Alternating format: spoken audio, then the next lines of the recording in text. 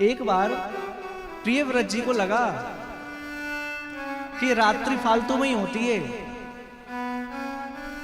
बिना मतलब में लोग 10-11 घंटे 12 घंटे सोकर बिता देते हैं। इस रात्रि का कोई मतलब नहीं है, मैं रात्रि नहीं होने दूंगा। एक बड़ा सुंदर और बड़ा चमकने वाला रथ बनवा लिया, मानो सूर्य के जैसा चमकता है। अब जहां सूर्य जाए उसकी दूसरी दिशा में ये रथ लेकर परिक्रमा करें।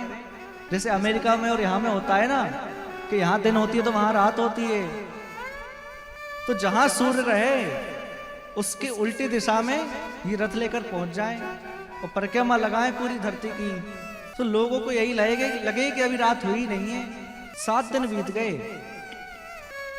उन्होंने आकर समझाया ब्रह्मा जी ने कि भैया देखो, भगवान की प्रकृति में जो कुछ नियम है सब काम का है, बिना काम का कुछ नहीं है।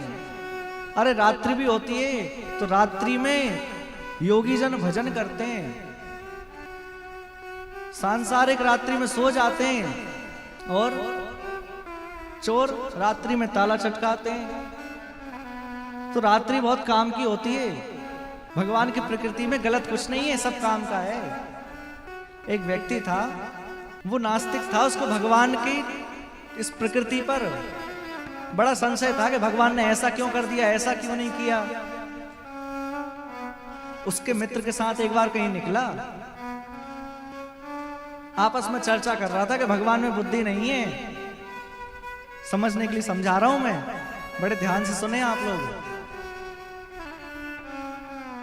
उसके मित्र से कहा कि भगवान में बुद्धि नहीं है। उसने कहा कैसे? बोले चलो मैं दिखाता हूं।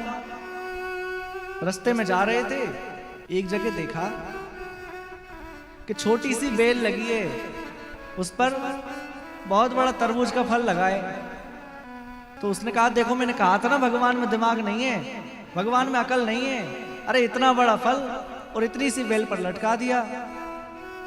थोड़ा और आगे बढ़ा, आगे जाकर देखा एक बड़ा विशाल का वृक्ष, आम का वृक्ष, बड़ी सुंदर छाया। जाकर नीचे लेट गया, ऊपर आंख पड़ी, ऊपर दृष्टि गई तो देखा कि बड़े आम के वृक्ष में छोटी छोटी केरियां लटक रही हैं। केरी लगती है ना, केरी लगी हुई है। कहा कि देखो, मैंने तुमसे कहा था भगवान में अकल नहीं है, वहां इतनी सी बेल में इतना बड़ा वृक्ष, यहाँ इतने बड़े वृक्ष में इतना सा फल।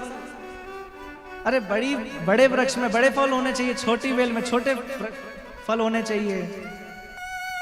भगवान में दिमाग नहीं है।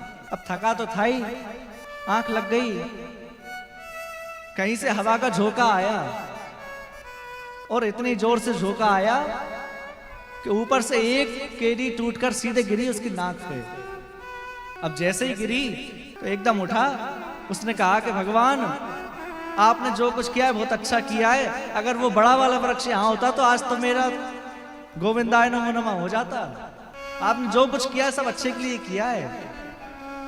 तो भगवान ने रात्रि भी बनाई है तो वो काम के लिए बनाई है, बिना काम का कुछ नहीं है।